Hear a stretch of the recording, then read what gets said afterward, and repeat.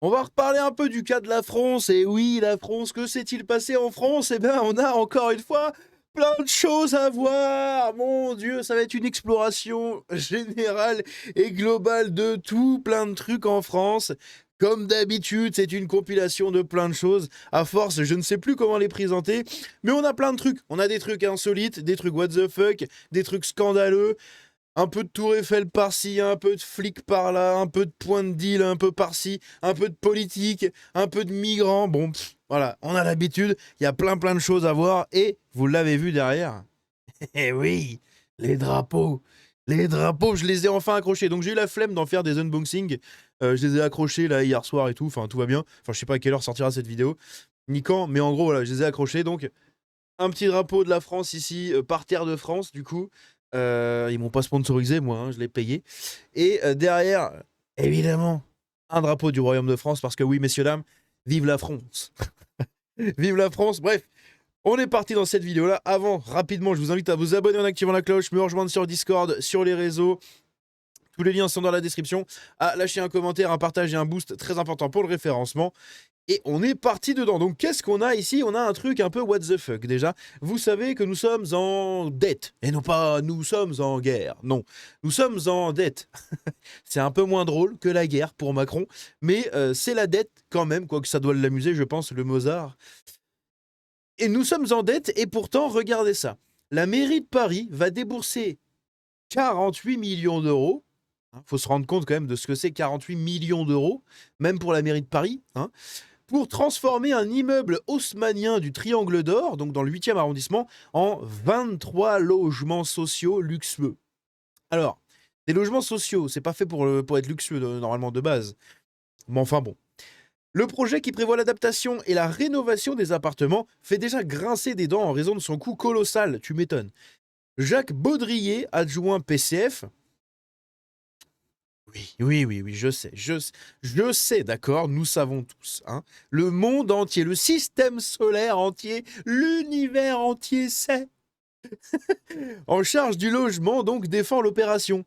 Nos priorités sont moins de bureaux, plus de logements et de végétalisation. Là, on coche toutes les cases.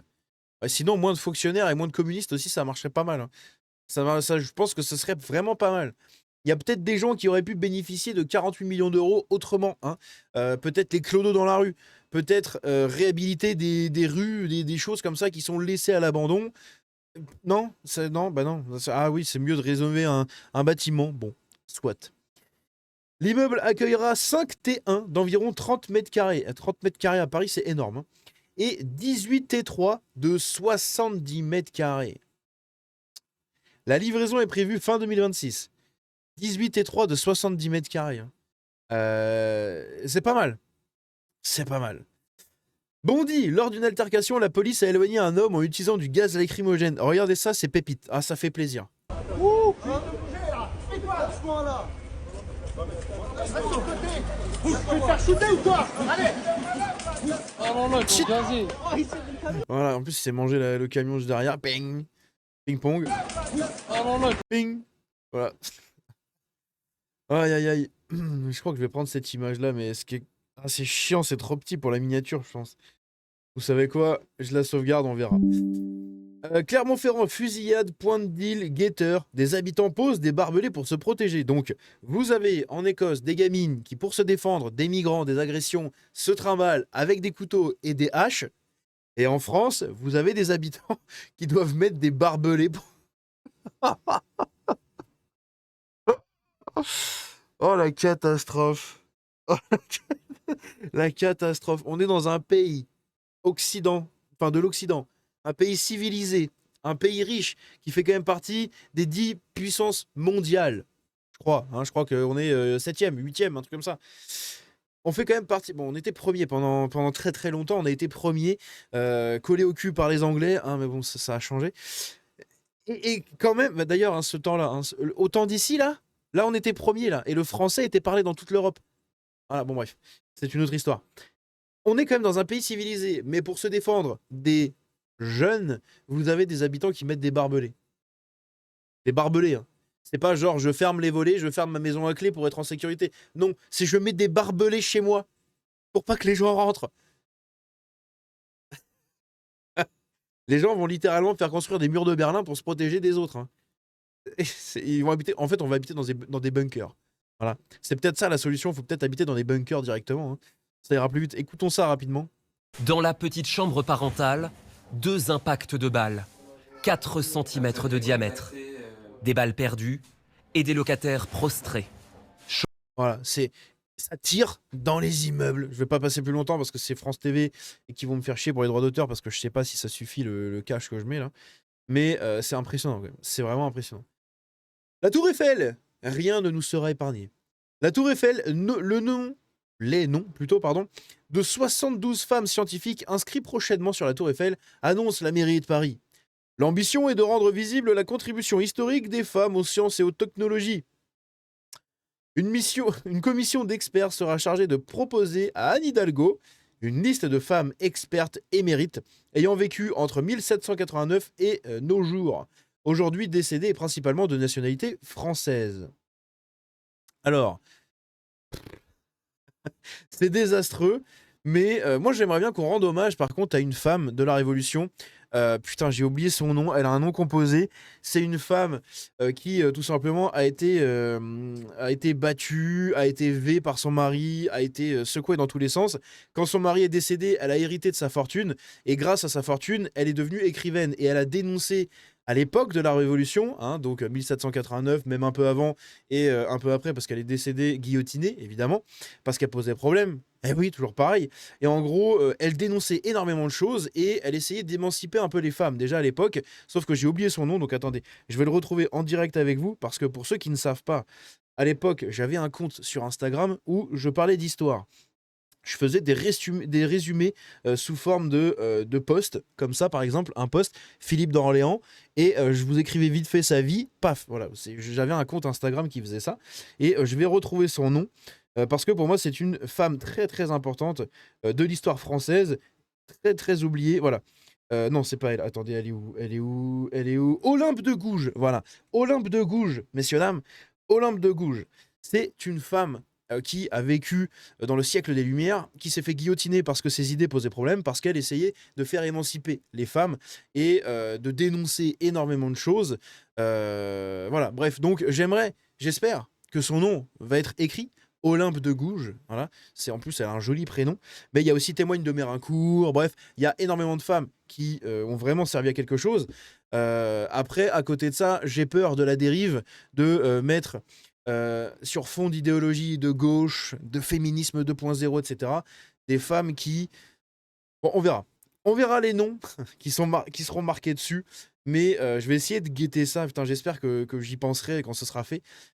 Bref, voilà, il y a beaucoup de femmes à qui il faut rendre hommage dans l'histoire. Et il y en a d'autres, c'est discutable aussi. Hein.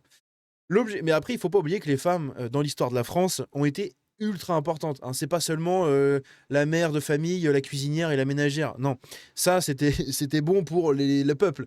Voilà. Mais dans les femmes de la bourgeoisie, de l'aristocratie en général et des hautes sphères de l'État, les femmes sont ultra importantes parce que c'est elles qui tenaient les salons, en fait.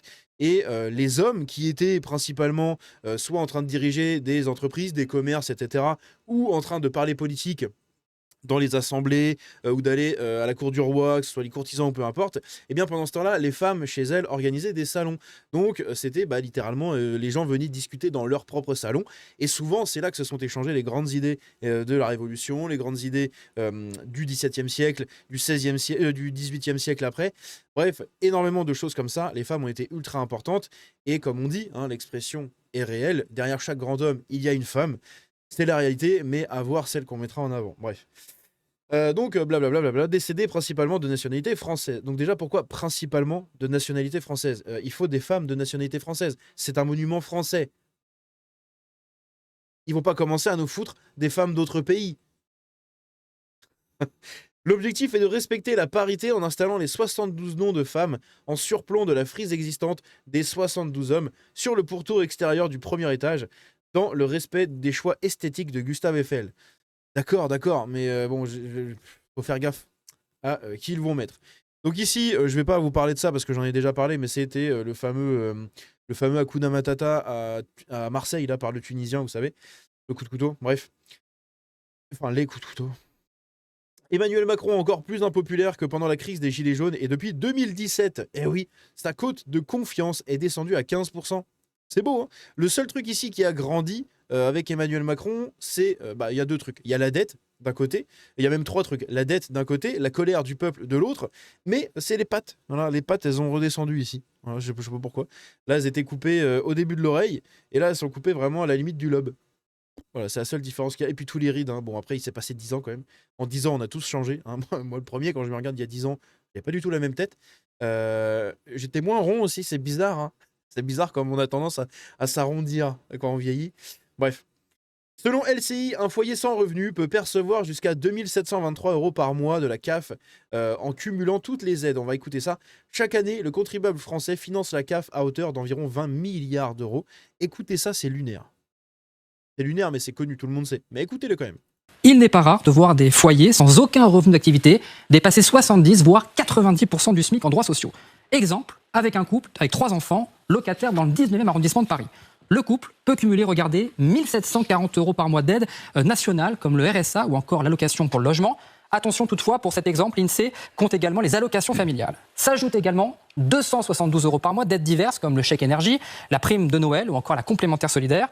Autant d'aides financières qui sont réservées à des ménages modestes. Plus, regardez, 711 € d'aide locale pour la mairie justement du 9e arrondissement de Paris. Ça peut être une aide pour payer la cantine scolaire, une allocation supplémentaire pour payer le loyer, ou encore les transports en commun. En l'occurrence, quand on fait le total, on arrive donc à 2723 € d'aide cumulée. C'est 95% du revenu qu'un couple toucherait si les deux parents étaient au SMIC, c'est-à-dire 2852 €. C'est QFD. Est-ce que j'ai besoin de développer là-dessus? Je ne pense pas. À Bordeaux, une appli permet de commander un agent de sécurité pour raccompagner les femmes le soir afin de lutter contre l'insécurité et le harcèlement de rue. Une illustration frappante de la réalité de nos villes en 2025, parce que oui, tout le monde sait. Donc en gros, c'est une espèce de start-up un peu, hein, c'est une petite entreprise là. Un mec, donc lui, il s'appelle Sébastien, donc bonjour Sébastien. Et en gros, il a créé une appli, on va écouter. On raccompagne des femmes de soirée pour éviter le harcèlement de rue. Salut, je m'appelle Sébastien, je suis le Enfin, il y a une musique, bordel. Bon bah bref, en gros il a créé une application qui s'appelle Safely, hein. Si jamais vous êtes une femme et que vous êtes dans les grandes villes, n'hésitez pas à la télécharger, peut-être que vous trouverez votre compte là-dedans. Et en gros cette application-là vous permet de réserver un garde du corps personnel. Voilà, donc des bénévoles, des gens qui sont peut-être payés par l'application, j'en sais rien. Mais c'est des gens qui font ça et qui raccompagnent en fait des nanas sur leur trajet du retour. Donc ici, ils ont donné l'exemple. Voilà, il y avait une boîte à Bordeaux où il y avait plein de gens, etc. Elle a commandé un Uber et en gros, le mec l'a raccompagné de la boîte au Uber. Genre là où là où le Uber venait la chercher. Donc 5 minutes de route et le mec l'a raccompagné. Voilà, ça lui a coûté 5 € et au moins elle était en sécurité jusqu'au bout.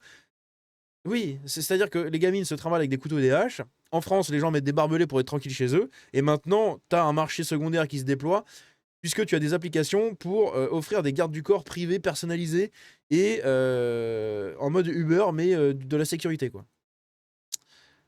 Il va peut-être falloir commencer à lutter contre toutes ces causes, parce que la cause est la même, à la base.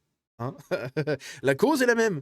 Voilà. C'est un truc qui fait que les gosses se trimballent avec des armes pour se défendre, que les gens mettent des barbelés, que tu as des applications pour réussir à avoir des espèces de gardes du corps privés sur un court trajet à pied. Tu as derrière la vente d'équipements de défense personnelle, là, je sais plus comment ils appellent ça, mais en gros, les bombes lacrymo, les bombes au poivre, tous ces trucs-là, etc. Tous ces trucs-là qui explosent.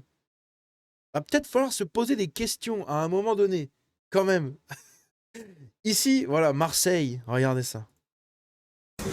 السلام عليكم خوتي ام بنا مارسيليا ريد لافير ريد لافير واش عندك مرحبا بكم هنايا اللي يحب ياكل عفسه تراديسيون ولي بري مانيفيك باطا باللي فري خوتي ليك لي بروشات والله في الجزائر برك وشنو والله ما انا في الجزائر هاك بسم الله ما شاء الله هذا سردين عندك الكريفات عندك البلادورات عندك هذه وشنو خو هذا كرانيوشو وهذه شطيحه بطاطا بسم الله ما شاء الله والله غير خوتي نقول لك في الجزائر كلش بسم الله C'est beau. C'est beau. Elles sont magnifiques nos villes en France. Elles sont magnifiques nos villes en France.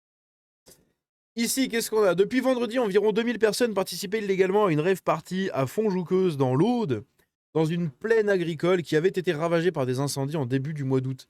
Excédés, des viticulteurs ont hâté le départ des tuffers en se rendant sur place pour en découdre, notamment en cassant les vitres des voitures stationnées illégalement. Leur action semble avoir été plus efficace que le déploiement de 260 gendarmes, quand même, pour chasser les 900 personnes qui étaient encore présentes en début de semaine. Ce mardi, la rave party a pris fin. Vous avez 260 gendarmes qui se sont déployés et qui n'ont rien fait, et vous avez quelques habitants qui sont arrivés en mode bon, on va tous vous enculer là. Et bizarrement, ça marche. Il va peut-être falloir se poser des questions également sur la police en France. Hein, sur la police qui se barre en courant dès que t'as une camionnette qui fait une marche arrière, qui ne fait rien. On l'a vu dans la précédente vidéo là, sur Karim qui fait sa rentrée. Je vous invite à aller la regarder. Il y a pas mal de trucs au niveau de la police qui sont assez scandaleux. Et là, ça en fait partie une fois de plus. 260 policiers qui sont déployés pour essayer de disperser des tuffers, donc des babos en Sarwell qui dansent dans la terre en buvant de la 8-6, en écoutant quasiment la même musique que moi. C'est ça qui est assez triste. Suis-je un babos mental? Peut-être. Hein. Il y a des gauchistes mentaux. Moi, je suis un babos mental. Peut-être. Eh bien, je suis en slip, pas en Sarwell. Mais en soi, eux, sous leur Sarwell, peut-être qu'ils ont des slips. Alors peut-être qu'on se ressemble. Il va falloir que je me laisse pousser des dreadlocks. Je vais me laisser pousser des dreads, je vais me laisser pousser la barbe des hipsters, je vais aller fumer des joints et j'arrêterai YouTube. Voilà, c'est fini, ce sera ma seconde vie. Je vais m'échapper dans la forêt, là. À faire l'amour avec des arbres. Bref, vous avez compris. Mais voilà, en gros, 260 flics qui sont déployés, qui ne font rien, et quelques habitants qui arrivent à disperser les habitants, enfin les tuffers. C'est quand même assez impressionnant. Le verdict est sans appel. Les Français rejettent massivement leurs responsables politiques. 91% des Français jugent qu'ils ne sont pas proches des préoccupations des Français. 90% des Français disent qu'ils ne sont ni efficaces ni visionnaires. 88% les estiment malhonnêtes. 87% pensent qu'ils ne défendent pas l'intérêt général. 86% qu'ils ne sont pas ouverts au dialogue. 85% les trouvent incompétents. 83% les jugent dépourvus de courage. Voilà, les politiques français, les élites françaises, désavouées par 80% au moins minimum, hein, 80-90% de leur population. 9 personnes sur 10 est contre les politiques en France. Et pourtant, ces gens-là s'entreculent et s'entresucent dans les instances du gouvernement et du pouvoir. C'est génial. C'est génial. Et encore une fois, on a fait une révolution pour moins que ça. Hein. Enfin, pour moins que ça. Pour ça, quasiment. Bref. Dans le RERD, une femme surprend un individu en train de se masturber sous son siège. Oui, c'est ça qui est magnifique en France, ça. Regardez cette vidéo. Il y a un monsieur dans le train. Je le soupçonne d'être un petit pervers. Hein, voilà. Là, je sais pas, il fait quoi? Il est par terre. Enfin, je crois, parce que là, je vois plus sa tête. Attendez. Normalement, il est à cette place-là. Mais là,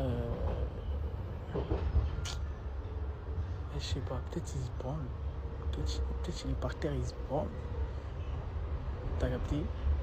Mais je crois que lui, je l'ai déjà vu et je lui ai déjà crié dessus. Mais je suis pas sûr. Je sais pas si c'est lui, mais je crois que c'est lui. Hein.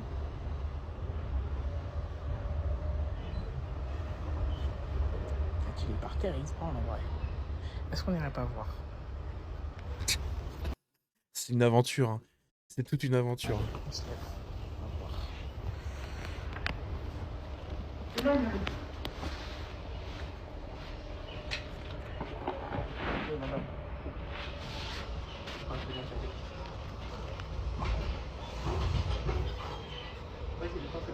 Tu fais quoi là? Ok, très bien. Je me fais comme ça un peu parce que c'est là.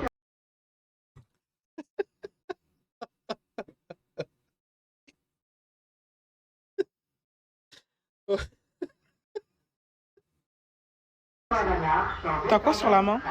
Non, je m'en vais ici, ouais. Je fais un peu comme ça. Sors. Ouais, t'inquiète pas. Sors, tu fais quoi?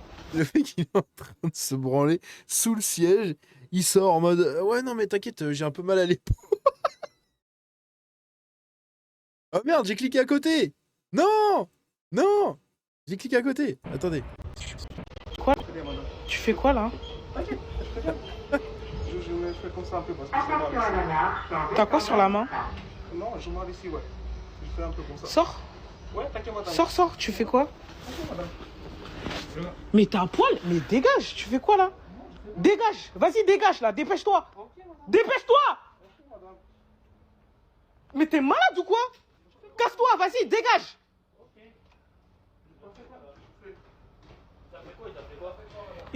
C'est ça l'enrichissement culturel. Hein. Branle là-bas là. Mais non, arrête, vas-y, il faut partir. Branle, je sais pas quoi, les gens. Se masturbent. Mais non, je suis la honte. Chouma, mon frère. Vas-y, descends, dépêche-toi, descends. Bref. Évidemment, hein. Évidemment, hein. Tout le monde aura reconnu Jean-Christophe. Jean-Christophe, le vendeur à la sauvette qui agresse des nanas dans la rue. Tout le monde l'a reconnu, évidemment. Ici, un réfugié gazaoui évacué par le Quai d'Orsay en avril 2025 et depuis la rentrée nommé professeur à l'école des Beaux-Arts d'Aix-en-Provence n'est autre, attention, accrochez-vous bien, n'est autre que le frère de l'ex numéro 3 du Hamas, Marwan Issa, l'un des cerveaux des massacres du 7 octobre, bras droit de Mohamed Deif, éliminé en mars 2024. Il s'appelle Raed Issa, frère de Marwan Issa, donc le haut commandement du Hamas, frère de Wael Abdelkarim Issa, responsable du renseignement militaire du Hamas. C'est le fils d'Abu Adnan Issa, présenté comme Moudjahid, donc les combattants du djihad, hein, c'est les Moudjahidines. Contrairement à la famille de Ben Laden, qui avait publiquement condamné les attentats du 11 septembre, Raed ne s'est jamais désolidarisé de ses frères terreaux, bien au contraire. À la mort de Wael, il a glorifié son martyr, le qualifiant de héros. Dans une autre publication, il écrivait « Qu'Allah te fasse miséricorde, Wael El Ghali, et garde notre frère bien-aimé Marwan ».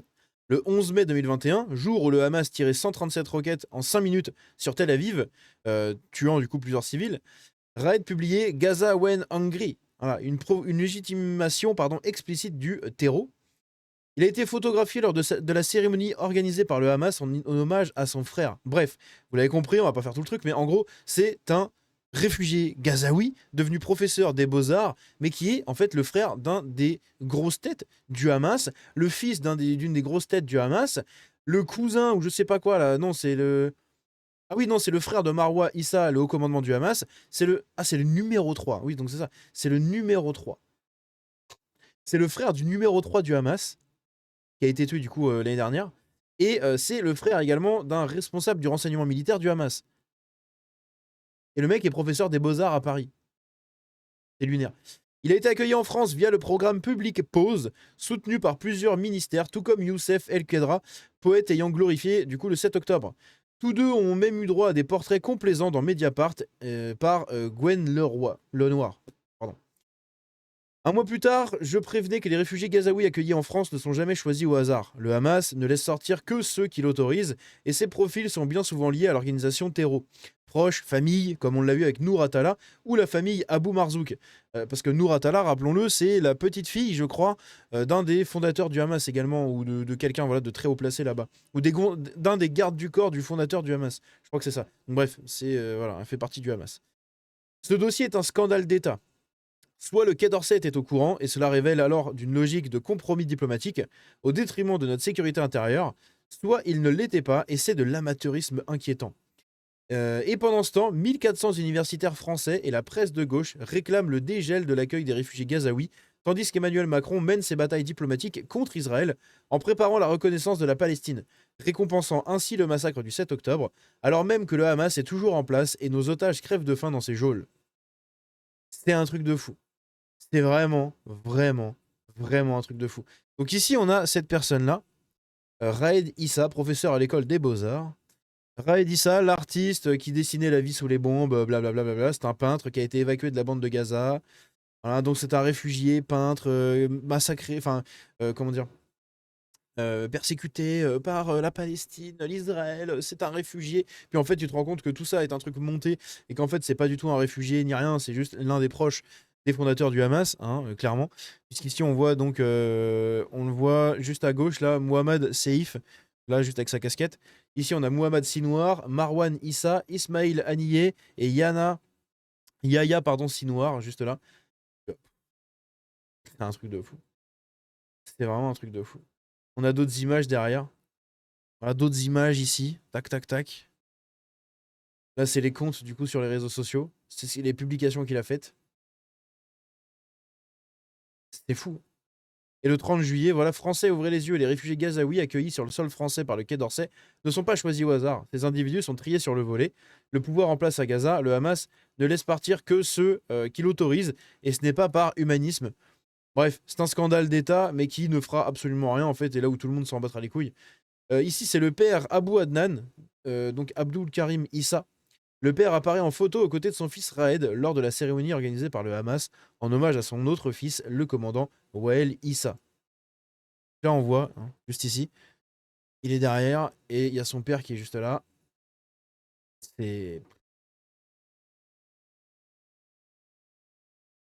Ça, c'est le père défunt, avec des gosses, hein, avec les enfants soldats. Les pauvres petits Gazaouis. De notre gueule. Bref. Voilà, encore une fois, un scandale d'État. J'avais juste lu vite fait. Je savais pas si je devais en faire une vidéo complète ou si je le plaçais là-dedans. Donc je décide quand même de le placer là-dedans. De toute façon, on va arrêter la vidéo là-dessus. Comme ça fera le sujet principal de cette vidéo-là. Et après, on reprendra sur les autres actus, hein, parce qu'il y a encore beaucoup de choses à voir en France. Mais la vidéo fait déjà 26 minutes. Donc, tout simplement, du coup, on va s'arrêter là. Mais c'est ultra important, en fait, de se rendre compte à quel point les réfugiés gazaouis qu'on fait venir, c'est des dégénérés.